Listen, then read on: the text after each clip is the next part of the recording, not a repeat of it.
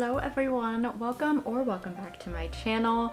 It's currently September, very beginning of September, and I know it's a little early to start talking about fall, but I feel like a lot of people are kind of talking about fall, and I feel like there is no other time than to start recommending some cozy fall book reads for you so that you have enough time to go ahead and buy them and get ready and just have some good ideas to look out for the next couple of weeks and make the most of our fall season. I am so excited for fall and all the fall reads. I have a lot lined up, so we're also going to be talking about some books that I personally haven't read that are on my TBR to try to read this fall. So let's go ahead and just get right into it. There's no other way than to start this off with the biggest bang ever, and that is the Harry Potter series. So I know we know all about the movies and most of us have already probably seen them. I read them for the first time last year. I've been such a Harry Potter fan forever and ever. I have watched the movies like almost every single year, and last year was the first time I actually read them. I couldn't have been more grateful to be able to experience that for the first time. So I want to be able to tell you my guide on how I read them to make sure that you get the most out of your experience. So I will give you the exact day I started this book. I'm pretty sure it was mid-September. So I read the very first one September 14th. Took me 2 days to finish the first book. I immediately was obsessed and absorbed in it, and then I read them ending literally December 23rd, so right before Christmas. So this is like the perfect time, and I tell you all of that because every single book kind of follows either fall, the leaves are falling, cozy, Christmas time is always celebrated. You have like their sweaters, you have their gifts, you have just everything about the perfect cozy fall winter season. And so it's perfect to start these books now as we get into winter because it's gonna take you a while to get through them. I mean, there's 7 books, and then I ended up reading the extra like Cursed Child, which is like the play, and that was the one I finished December 23rd. So it's like the perfect time to go ahead and read them and end right before Christmas. So I highly recommend, if you have never read these before, this is your sign to start reading them now. Reading the books and watching the movies right after is so unmatched. It is genuinely the most perfect thing ever. If you take anything away from this video, go ahead and read the Harry Potters and you won't regret it, I swear. Genuinely so good. Then to kind of switch gears, I would recommend some thrillers. I feel like this is like the perfect time for some thrillers. Another little series I would highly recommend is The Housemaid by Freida McFadden, specifically just the first one, because the first one is so good, and with the movie coming out, I feel like this is like the perfect excuse to finally pick up this book if you've been looking for a reason. I think it's really fun, very easy to get into if you're not really big into thrillers or like scary books but still want to experience like the fall kind of spooky vibe. This is a book I would highly recommend for that. It has twists and turns, it kind of gets you confused. It's basically about this housemaid who ends up getting this job, and you're getting it from her perspective, and she kind of stays at this house and things get weird and freaky and some things just don't add up, and so you kind of get to follow that and experience it. And I mean, the ending definitely had my jaw dropped. Now I did end up reading the second one, which was The Housemaid's Secret. I haven't read the third one yet, but I would say I enjoyed this one, but I would definitely recommend the first one if anything.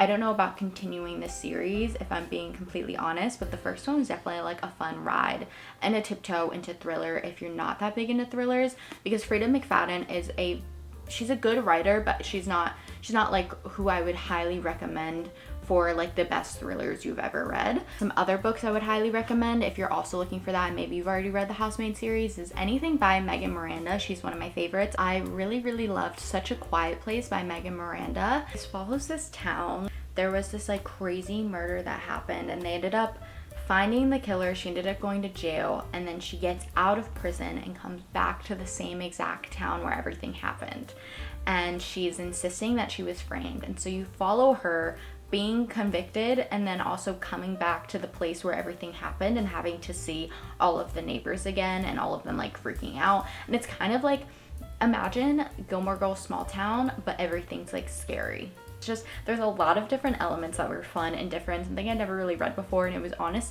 was funny because like people were crazy, but it was also just like a really good time trying to also solve the murder with her. It was a little bit more like eerie, I would say, so if you're not into like the big horrifying horror that goes on. This is like one of those fun books that can still get you in the mood of fall, but not actually, like, you're not gonna have nightmares. Time to get into some historical fiction. Now, I don't have a lot, but I do have one that is very popular. I highly recommend this book. I feel like it's almost like a classic at this point, but it's The Book Thief by Marcus Zusak. And when I tell you this book has stood the time, like, what's it called? What's that saying? Like, stood the something of time? I don't know. You know what I mean. You're probably screaming it right now through the screen, but you know what I'm talking about. Like, it has stood the something of time, stood the chance, stood the, I don't know. I don't know, okay? It's a very popular book, and it's been popular for years and years now, and people still talk about this book and rave about it, and that is just, I feel like, a sign of like how great this book is. I read it when I was really young, and then I reread it again a couple times. Like, this is one of those books that you could reread over and over. This book is set in Nazi Germany, I believe, 1939, and it follows this young girl named Liesel, and she finds this like hidden object, which is a book, like in the snow next to her brother's grave, and she ends up having this like desire to read these books and steal these books, and so she's going around and stealing hundreds of books. And like during this time, books weren't important, so they were burning them, and so she's trying to save all of them, doing these dangerous things to get a hold of these books. What's really cool about this book is that the narration is actually death. And so you get this different perspective. Like, you see everything a little bit differently because death is very busy during this time because a lot of it's happening. I don't even know how to describe it besides like you just have to read this book because it's so interesting the way it's construed and formed, and like how you see things is so interesting. And it being like World War II, she ends up having like a Jew in her home, and things change, and like her family is trying to hide this Jew, and then all of these historical events wrapped up in this book through the perspective of death. I feel like history equates to fall. I don't know how that makes sense, but I always find myself gravitating towards historical fiction during this time of the year. Now we're gonna switch gears and talk about some classics I would recommend to read during this time. The first one I've talked about a lot on this channel, but it is Wuthering Heights by Emily Bronte, and this book is just kind of like a gothic, like Wuthering Heights, like the setting in this book is very dreary, and I feel like it's like the perfect time to read this book. And like the love isn't like a love you want to fall in love with, and so I feel like around this time I like to read a little bit more emotional books, and I feel like this is definitely one of them. And I actually am currently reading this book. Obviously you can see I have tabbed some pages, but I'm on page 149. It's just like the perfect time to crack open a little bit of more of a classic and take your time digesting and reading it. And then another classic I feel like we might have all read, I read like earlier high school time, but it is Frankenstein by Mary Shelley. I feel like I don't even need to describe what this book is about. It's so popular, but I feel like not a lot of people have actually read the book. And as you can see, it's a very small book, like very digestible. It's such a fun time to read it right now, especially around Halloween time. You think of Frankenstein. Obviously, I feel like Frankenstein is such like a big thing now, like everyone knows what it is, and so being able to read where it originated from, I feel like it's very fun, kind of giving yourself like a little bit of a history lesson. Mary Shelley, she wrote this at 19 years old, but she basically invented science fiction. Like, this was one of the very first books that weaved science together and created the genre of science fiction. So if you want to know where it came from, this is where it originated, and it is definitely like a horror book that you should be picking up, and also a classic, so it perfectly pairs very well. Now, if you want to read some more like spooky vibes, but you're not really big into, you know, scary horror, I feel like it would be perfect to pick up YA, specifically Ninth House by Leigh Bardugo.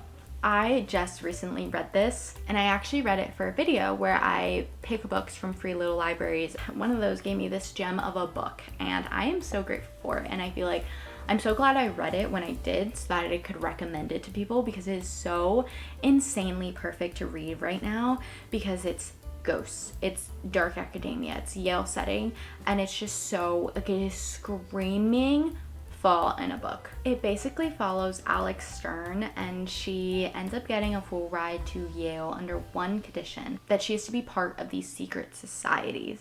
And so there's like this dark magic, she can see ghosts, and it's very gothic and moody and dark academia, and it has these elements of like sinister mysteries, and it's just honestly a really good time. She has such a way of creating a world that is so cool. I've never read a book by Leigh Bardugo, and I definitely will be picking up some more during this fall time. She has a way of captivating you, but creating such an in-depth, like, there's a lot of words, and you have to sit there and really prepare to spend some time trying to figure out her world and her system and the way she crafted it. So I definitely will forewarn you that it's not going to be like a very quick, easy read going into it. Like, you have to kind of sit and be prepared to hold on, because I feel like I didn't really love the book until I was about like 150 pages ish in, maybe about 100 pages in, I would say.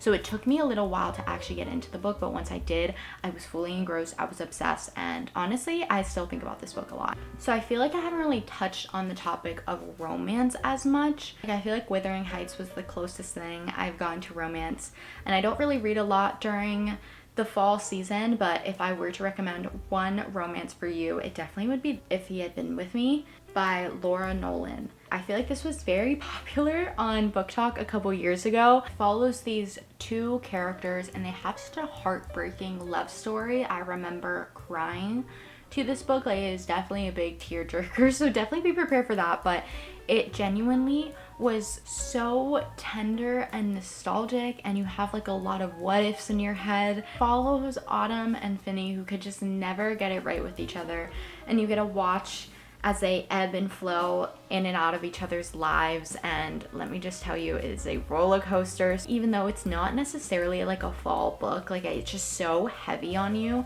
that it perfectly pairs during this time. I don't have a great reasoning as to why it does, but it just kind of does.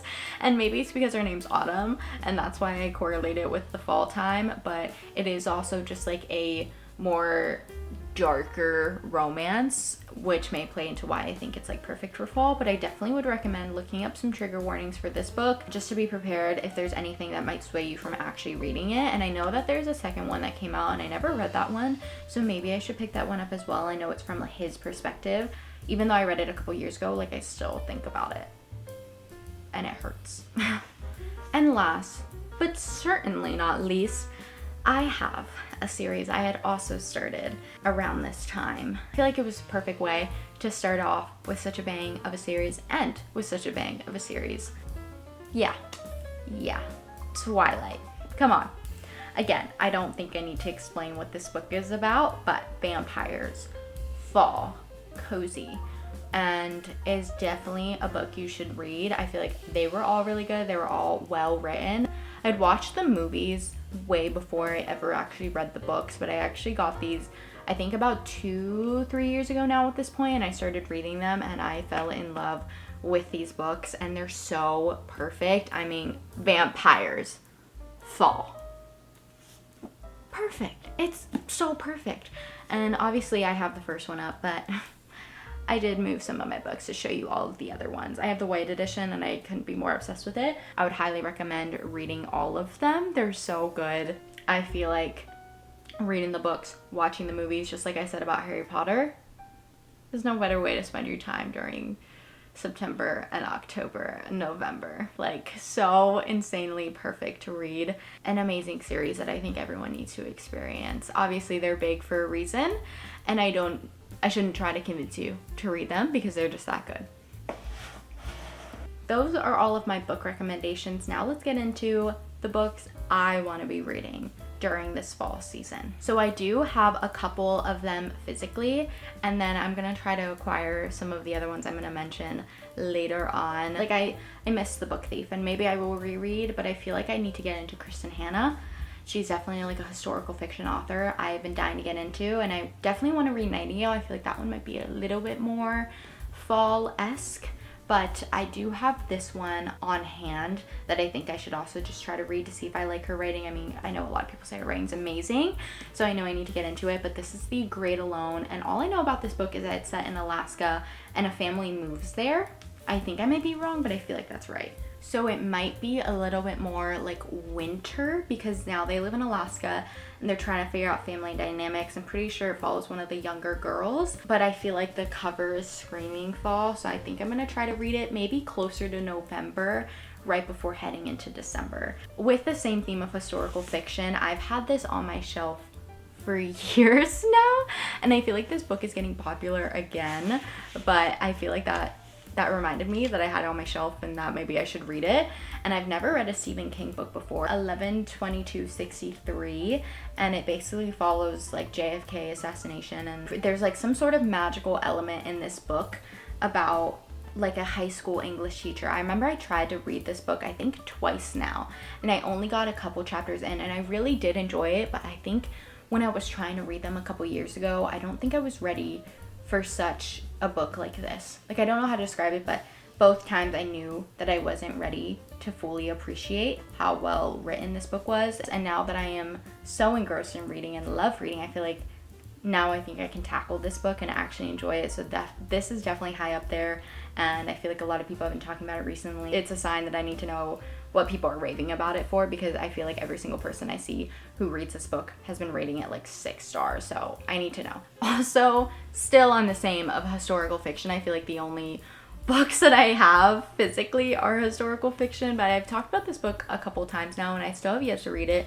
but I did end up saving it to kind of read for this time because, again, it just kind of alludes like history and like Nazi Germany era World War II just equates in my head to fall.